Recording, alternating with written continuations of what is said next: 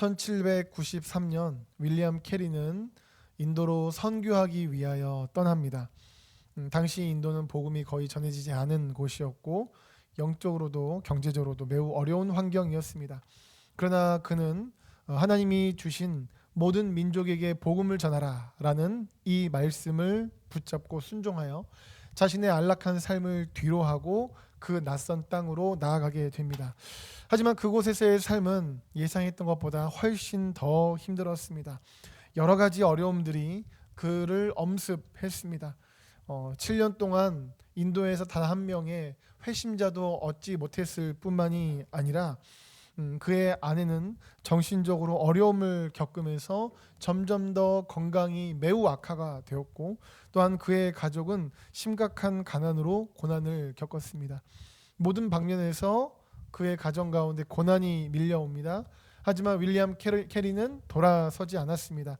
그가 인도에 있는 동안 하나님의 약속의 말씀을 굳게 붙잡고 순종했습니다. 그래서 그러한 가운데서도 신실하게 하나님의 말씀을 묵상하고 순종하고 복음을 전하고 자신의 삶으로 하나님의 사랑을 보여주었습니다.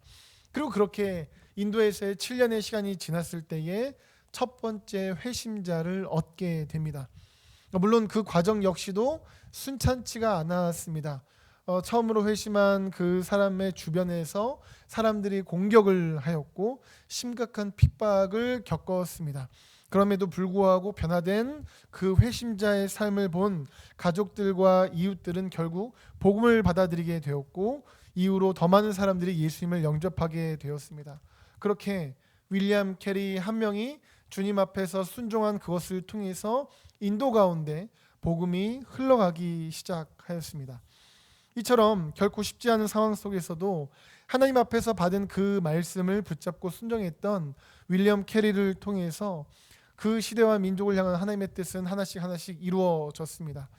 하나님께서는 우리가 볼 수 있고 알 수 있는 것과 비교할 수 없는 넓이와 높이 그리고 깊이로 모든 것을 알고 계십니다. 그래서 때로는 우리 개개인에게 주신 하나님의 말씀인 줄 알았는데 이것이 내가 볼 때는 나 개인적인 영역의 것이어서 순종하든 불순종하든 크게 중요하지 않은 것처럼 여겨졌는데, 사실은 그 모든 것을 아시는 하나님의 말씀 앞에 내가 개인적으로 순종했을 때 사실은 나 자신뿐만이 아니라 내가 속한 가정, 삶의 터전뿐만이 아니라 시대와 민족 가운데 하나님의 뜻이 하나씩 이루어진다라는 것이죠. 이러한 것은 우리가 오늘 본문에서도 볼 수 있습니다. 본문 1, 2절입니다. 여호와의 말씀이 또 내게 임하여 이르시되 너는 이 땅에서 아내를 맞이하지 말며 자녀를 두지 말지니라. 하나님께서는 예레미야에게 결혼을 하지 말라고 명령하십니다. 당시 이스라엘 문화에서 결혼과 자녀는 하나님의 축복의 상징이었습니다. 그런데 하나님께서는 그것을 하지 말라는 것입니다. 이해가 안 가죠. 이 말씀은 특히 그 당시에는 더더욱더 받아들이기도 쉽지 않았을 것입니다. 하지만 하나님께서는 이 말씀을 통해서 보이시고자 하는 것이 있었습니다. 그것은 지금 이 남유다 백성들이 겪게 될 비극적인 종말이 있다는 겁니다. 곧 다가올 유다의 수많은 사람들의 죽음과 포로로 끌려가는 상황 속에서 가족과의 이별을 겪기보다 오히려 자식과 배우자가 없는 편이 더 나을 것이다 라는 의미로 이 말씀을 하시는 것이죠. 결국 예레미야에게 아내를 맞이하지 말라, 자녀를 두지 말라 하는 말씀은 그 개인을 향한 말씀이기보다는 그 개인에게 주신 말씀을 통해서 그 민족 전체가 지금 겪게 될 하나님의 심판에 대한 상징이고 보여줌이었습니다. 이것은 5절에서도 볼 수 있습니다. 여호와께서 이와 같이 말씀하시되 초상집에 들어가지 말라, 가서 통곡하지 말며 그들을 위하여 애곡하지 말라. 내가 이 백성에게서 나의 평강을 빼앗으며 인자와 사랑을 제함이라 여호와의 말씀이니라. 여기서 하나님께서는 예레미야가 초상집에 들어가지도 말고 애곡하지도 말라라고 말씀합니다. 그 이유가 무엇인가 하면 사실 그 자신만 보면, 그 예레미야만 보면 이것은 이해가 될 수가 없습니다. 그 민족을 향한 하나님의 뜻이 있기 때문입니다. 하나님께서는 백성들 가운데 원래는 평강과 인자와 사랑을 주시겠다고 약속을 하셨었습니다. 그런데 이제는 그것을 거두시겠다라는 것이죠. 하나님의 백성들이 하나님을 믿고 따르면 하나님께서는 지켜주시고 내가 너희의 하나님이 되고 너희는 나의 백성이 되고 함께한다, 인도한다, 보호한다, 이런 약속을 그들에게 주셨었습니다. 그런데 이스라엘 백성들은 어떻게 합니까? 끊임없이 하나님을 거부합니다. 우상을 숭배하고 하나님의 말씀에 불순종을 합니다. 하나님을 떠납니다. 하나님께서는 하나님 안에 있으면, 하나님을 따르면 하나님 안에서 그 은혜를 주시겠다고 말씀하셨는데 그들이 자꾸 언약을 어기는 것이죠. 떠나는 것이죠. 결국은 하나님께서는 그들과 맺었던 그 언약을 그래서 거두시는 겁니다. 그들에게 약속하셨던 평강과 사랑과 자비를 거두시는 겁니다. 이러한 보호하심이 거두어지면 어떤 일이 일어납니까? 보호하심이 없으니 그대로 심판이 임하게 되죠. 결국 그들 가운데 임한 심판, 죽음이라는 것은 그들의 죄악에 대한 하나님의 정당한 심판이었습니다.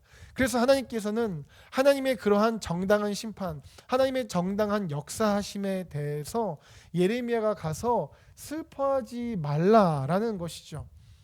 그렇습니다. 이 말씀은 결국 그들의 비극적인 죽음이 그들의 죄악에 대한 하나님의 정당한 심판이라는 것입니다. 하나님께서는 그러한 뜻을 보여주시고자 예레미야에게 얼핏 보면 그 개인만 보면 이해가 안 가죠. 초상집에 들어가지 말라는 것이요. 하지만 이것이 민족적으로 볼 때는 그 뜻을 가지고 말씀하신 겁니다. 8절 9절 역시 마찬가지입니다. 너는 잔치집에 들어가서 그들과 함께 앉아 먹거나 마시지 말라 말씀을 하십니다. 하나님께서는 예레미야에게 잔치집에 들어가지 말라고 말씀을 하시는데요. 이것은 단순히 이제 그가 결혼식에 참여하지 말라라는 것이 아니라 사실 그것뿐만이 아니라 앞으로는 유다인은 결혼식 자체가 없을 것이라는 의미입니다. 왜냐하면 이어지는 9절입니다. 만군의 여호와 이스라엘 하나님께서 이와 같이 말씀하시니라. 보라, 기뻐하는 소리와 즐거워하는 소리와 신랑의 소리와 신부의 소리를 내가 내 목전 내 시대에 이곳에서 끊어지게 하리라. 지금 이 시대에 이곳, 즉 남유다 땅에 전쟁이 있습니다. 폐허가 될 것입니다. 포로로 끌려갑니다. 결혼식이 없겠죠. 다 끌려가고 폐허가 됐으니까요. 하나님께서는 그러한 메시지를 그 민족 가운데 주시고자 예레미야에게 잔치집에 들어가지 말라라고 말씀합니다. 그렇기 때문에 이것을 예레미야에게 집중해서 생각해 보자면 예레미야의 순종은 굉장히 중요합니다. 그 개인에게만 영향을 미치지 않습니다. 왜냐하면 예레미야가 잔치집에 들어가지 않거나 혹은 초상집에 들어가지 않거나 혹은 그가 결혼을 하지 않는 것이 결국은 그 개인에게만 주시는 하나님의 뜻을 보여주시는 것이 아니라 그의 순종을 통해서 그 민족 가운데 하나님이 어떤 뜻을 가지고 계신가를 보여주는 것이기 때문입니다. 그렇기 때문에 예레미야의 순종은 그 민족 전체에 영향을 미치는 겁니다. 하나님의 뜻이 이러구나. 그의 순종은 그 민족 전체에 하나님의 뜻을 보여주고 영향을 미치는 굉장히 중요한 것입니다.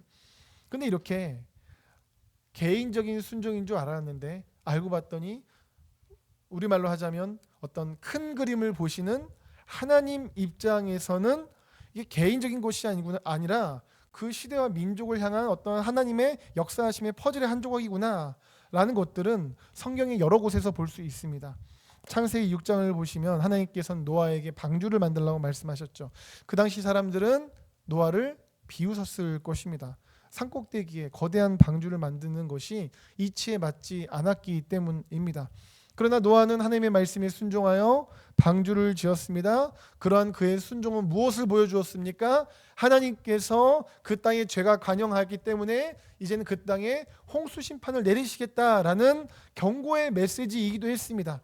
노아의 순종 자체가 하나님의 메시지가 되어서 그 사람들에게 사실은 회개의 기회를 주었던 것이죠. 하지만 사람들은 그 메시지를 무시했고 홍수 심판을 맞이하게 되었습니다. 호세아 선지자 역시 마찬가지죠. 하나님께서는 호세아에게 음란한 여인과 결혼하라고 명령하십니다. 그것은 하나님께서 이스라엘 백성이 영적으로 음란하여 이제는 하나님이 아니라 다른 우상들을 섬기고 떠나 있는 것, 그것을 상징적으로 보여주시기 위함이었습니다.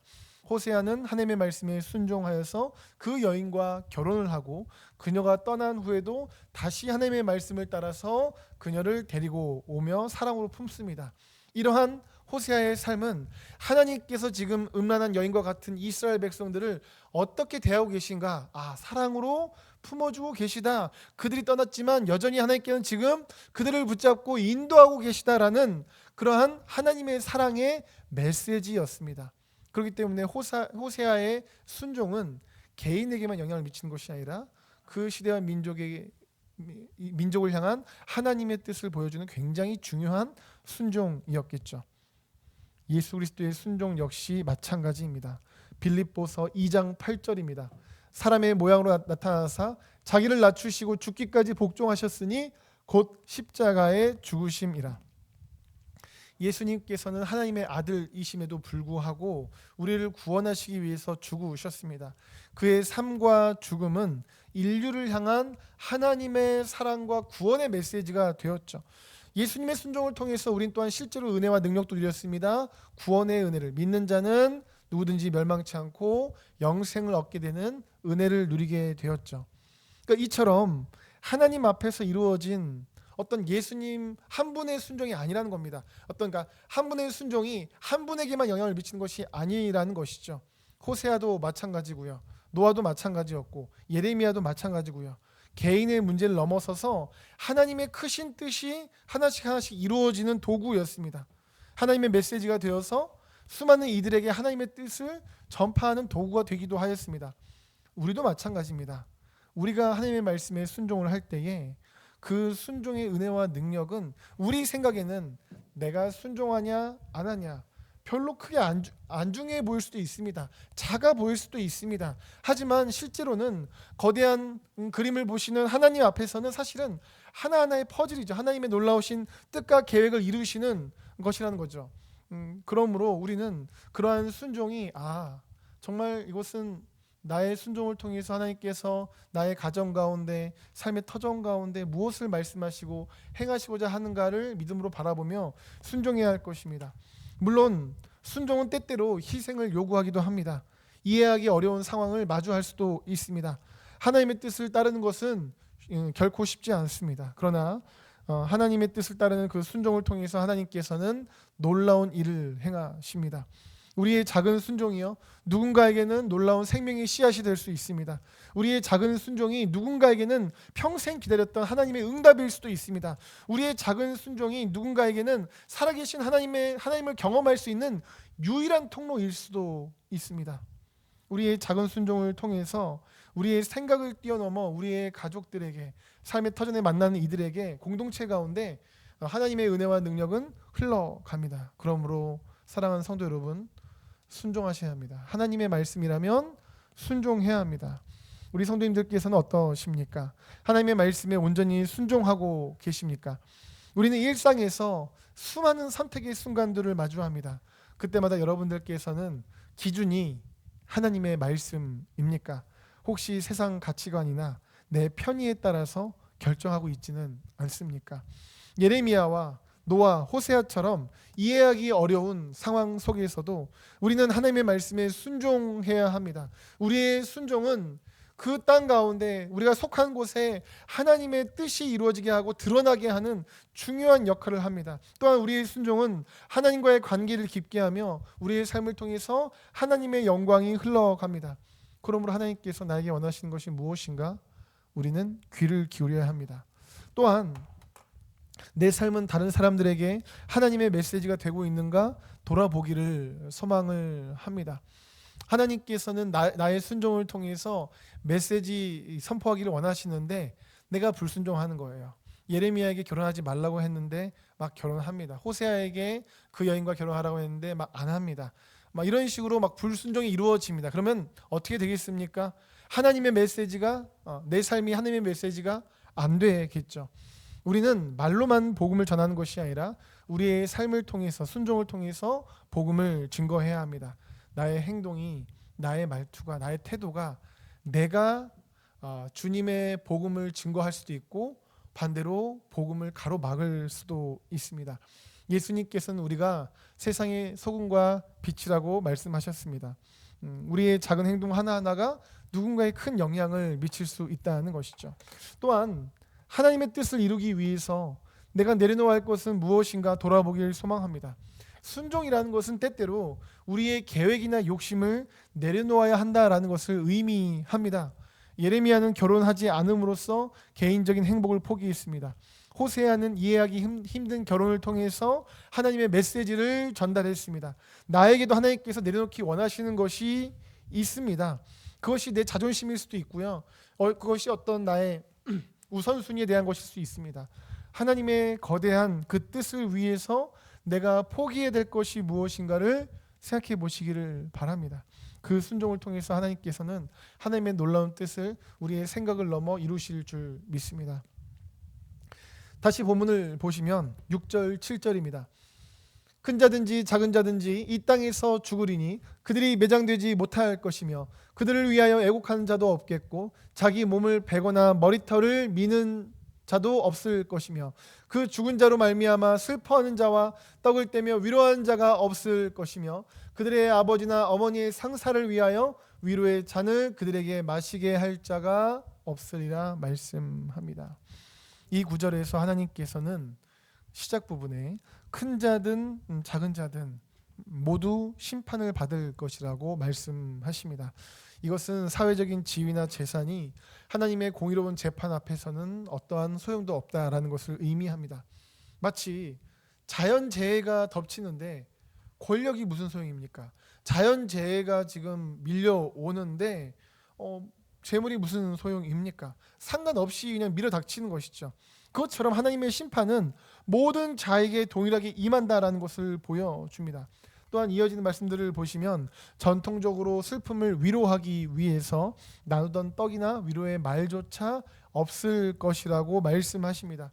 이것은 공동체의 연대감이 무너져 버리고 서로가 서로를 위로할 여유가 없을 만큼 깊은 절망에 빠진 것을 의미합니다. 이렇게 심각한 심판이 임할 것을 말씀을 하고 있는데요. 그렇다면 왜 이런 일이 있게 되었습니까? 10절입니다.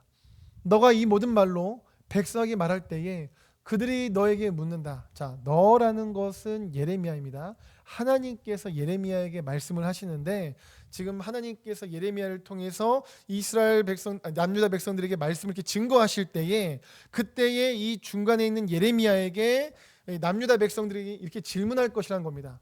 우리 여호와께서 우리에게 이 모든 큰 재앙을 선포하시면 어찌 됨이며 우리의 죄악은 무엇이며 우리가 우리 하나님 여호와께 범한 죄는 무엇이냐 하거든. 이스라엘 백성들에게 예레미야가 하나님의 심판을 선포하면 이 사람들이 예레미야에게 말하는 것이에요. 왜 우리에게 재앙을 선포하십니까? 우리의 죄가 뭡니까? 우리가 무슨 죄를 저질렀습니까? 묻는다는 것이죠. 그러자 이렇게 말씀하라고 하나님께서 말씀하십니다. 너는 그들에게 대답하기를 여호와께서 말씀하시되 너희 조상들이 나를 버리고 다른 신들을 따라서 그들을 섬기며 그들에게 절하고 나를 버려 내 율법을 지키지 아니하였음이라. 자, 우선은 조상들이 하나님을 버렸습니다. 조상들이 우상 섬기고 하나님의 율법을 따르지 않았습니다. 문제죠? 더 큰 문제는 지금의 이들은 더 심한 악을 짓고 있다는 겁니다. 너희가 너희 조상들보다 더욱 악을 행하였도다. 그렇게 우상 숭배보다 더 큰 악을 행하고 있는 그들의 모습은 대체 무엇입니까? 보라, 너희가 각기 악한 마음의 완악함을 따라 행하고 나에게 순종하지 아니하였으므로 말씀을 하고 있습니다. 하나님께 순종하지 않고 자신의 완악함을 따라 행한 것이 정말 큰 문제라고 말씀하십니다. 완악한 마음은 고집이죠. 완악한 마음은 하나님께 순종하지 않게 하고 결국 그 자신을 죄의 길로 이끕니다. 예를 들어 의사가 건강을 위해서 꼭 필요한 처방을 환자에게 내렸습니다. 그런데 그 환자가 자신의 생각만 고집하면서 따르지 않는다면 어떻게 되겠습니까? 그 건강에 자기 건강에 도움이 될 리가 없겠죠. 마찬가지로 하나님께서 우리를 위해서 주신 말씀은 우리를 살리기 위한 말씀입니다. 그런데 우리가 그것을 무시해요. 자신의 길만 고집합니다. 완악한 마음을 가지고 있어요. 그러면 영적으로 무너지게 된다라는 겁니다. 그러므로 우리는 우리 안에 있는 완악함을 내려놓고 마음을 열고 하나님의 말씀에 귀 기울이며 순종해야 합니다. 그런데 이러한 완악함에 중요한 특징이 있습니다. 그것은 회개하지 않는다라는 것입니다. 말씀을 다시 보시면 그들이 그렇게 큰 죄를 졌어요. 많은 죄를 졌어요. 끊임없이 선지자를 통해서 하나님께서는 그들이 죄를 짓고 있다는 말씀을 하셨어요. 그런데 그들에게 심판이 선포될 때 그들의 반응이 뭐라고요? 왜요? 왜 우리가 뭘 잘못했다고? 우리가 하나님께 범한 죄가 뭐라고? 왜 우리한테 이러시는 거야? 라는 질문입니다. 회개하기는커녕 우리는 잘못한 게 없어 라는 그 고집, 그 완악함 가운데 있기 때문에 회개하지 않는 것이죠.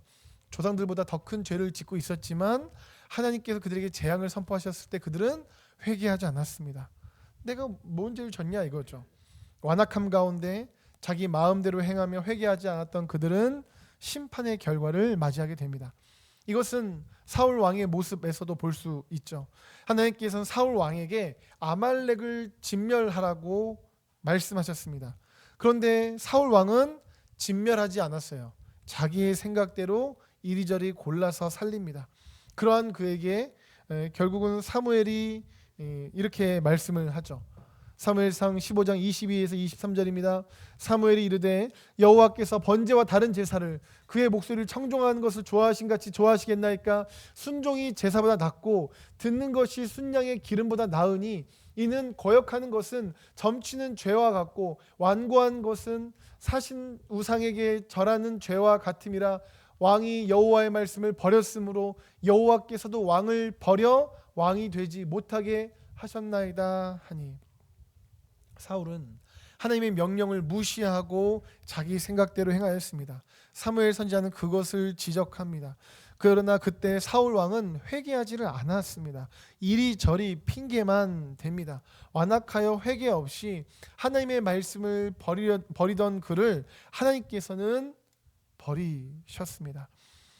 하나님께서는 하나님의 말씀 앞에서 완악하게 행하지 않고 그래서 하나님의 말씀을 붙잡고 회개하는 것을 매우 기뻐하십니다. 요나 당시 니느웨 사람들은 큰 악을 행했습니다. 그러나 니느웨 사람들은 하나님의 심판 경고를 듣고 즉시 회개했죠. 그 결과 하나님께서는 그들에게 내리기로 하셨던 재앙을 거두어 가십니다. 회개를 기뻐하십니다. 하나님께서는 회개를 기뻐하셔요. 내리기로 하셨던 그 재앙을 심판을 거두셨습니다. 그러므로 예레미야 당시 유다 백성들이 진심으로 회개했다면 원래는 심판받을 그들이었지만 다른 결과를 맞이했을 것입니다. 그래서 성경은 이렇게 말씀합니다. 로마서 2장 5절입니다.